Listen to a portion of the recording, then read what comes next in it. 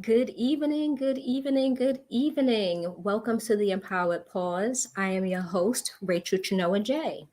Before we get started on this evening's discussion, just a little information about us. Speak Initiative is a nonprofit organization committed to combating the rise of suicide in our communities. SPEAK stands for Suicide Prevention Through Empowerment, Action, and Kindness.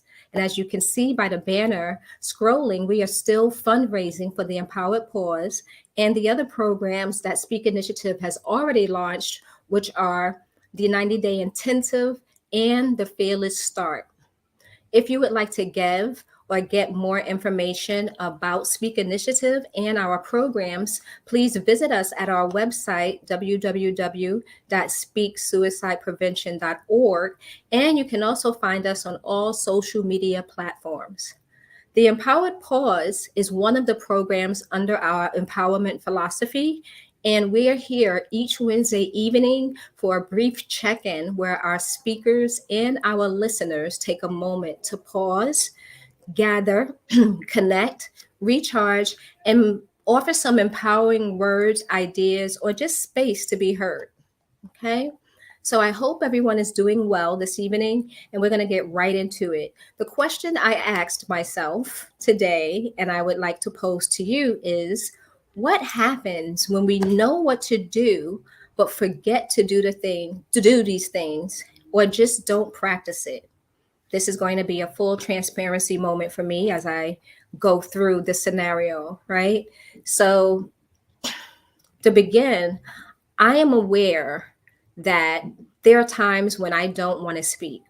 Yes, me, very talkative person, I sometimes have nothing to say. It could be that the emotions or feelings are so huge and intense that words cannot explain the magnitude of it all, or it could just be that there's nothing to say. I found, however, that it's usually the former. Sometimes when there's so much going on, I find it challenging to articulate or to disrupt the supposed peaceful silence with my voice. But another question I ask is that silence peaceful when there's pain behind it, right? That's when I realized that I need to speak, and I need to speak the loudest in these moments.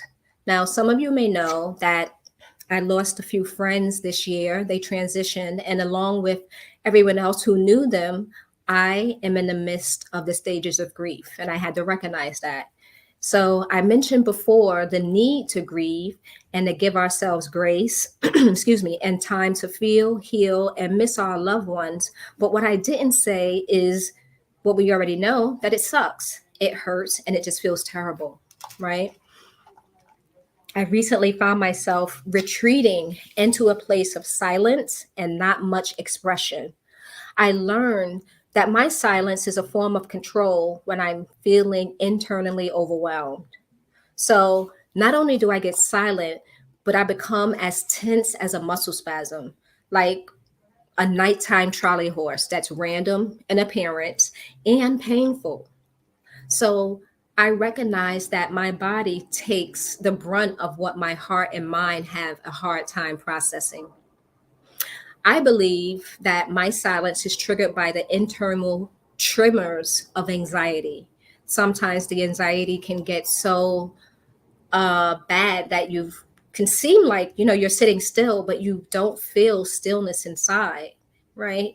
It can feel like there are violent vibrations and sometimes waves that actually are happening internally.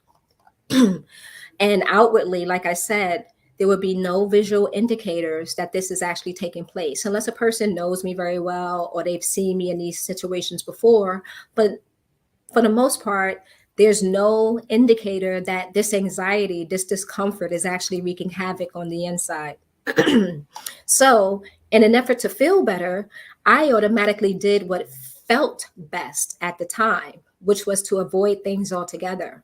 Excuse me. Now, however, we do know that sometimes just because it feels good doesn't mean that it is good. And sure enough, the temporary calm that I felt excuse me, and the temporary calm that I felt by going silent was disrupted by the reality that my friends are no longer physically here and that it still hurts. What I thought would make me feel better was a short term solution to a lifetime adjustment. So the discomfort grew, it got stronger, things started to get neglected, and I had to tap in into what was happening with me. And once I did that, I decided that I needed to make a call to a trusted listener, right? And once I did that, I found that speaking my discomfort, speaking the pain and the anger and the sadness disarmed the heaviness that I was experiencing. Now, I say disarm because my chosen silence was turning on me. It was becoming detrimental to my health. So, as I was subconsciously going deeper into a dark place of anger and frustration, I was not using my resources to address the pain. I was bothered that I was still hurting. I was bothered that things had to change. And I was still just overall pissed off that this is life, right? So, in the moment of having to use my voice, having to actually speak, some of the tension actually released. My body relaxed a bit. The tears came. I was able to acknowledge how much I truly miss my friends that are gone and a couple of family members. Like this last few years has been chaotic for a lot of us. So why not acknowledge that there may be some pain there, there may be some discomfort, there may be some anxiety about everything that's been going on, right? Of course, I didn't automatically feel like everything was okay again because it is a process and this is a journey, but I knew that I was going to be okay and that I am going to be okay. So, understanding myself and being kind in that moment to myself and recognizing where I am emotionally was paramount in this experience, right? I had to take a moment to say, what's going on with you? Okay, I know I'm hurting. I know funerals have happened and there's been upheaval and turmoil, all types of things that we don't want to deal with. But it wasn't until I checked in and said, I need to talk to someone, I need to make a call, that I started feeling better about it. Right.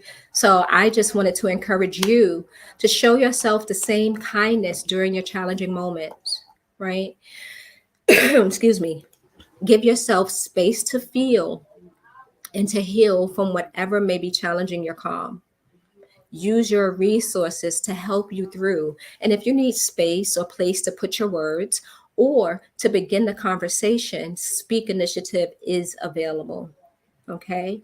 So I just want to thank you again for taking these few minutes out of your day to join me.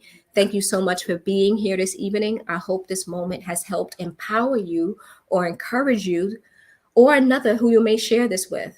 Okay. So please feel free to react, comment, and share this so that we can reach the people who may benefit from our services. Until next week, take care. Thank you.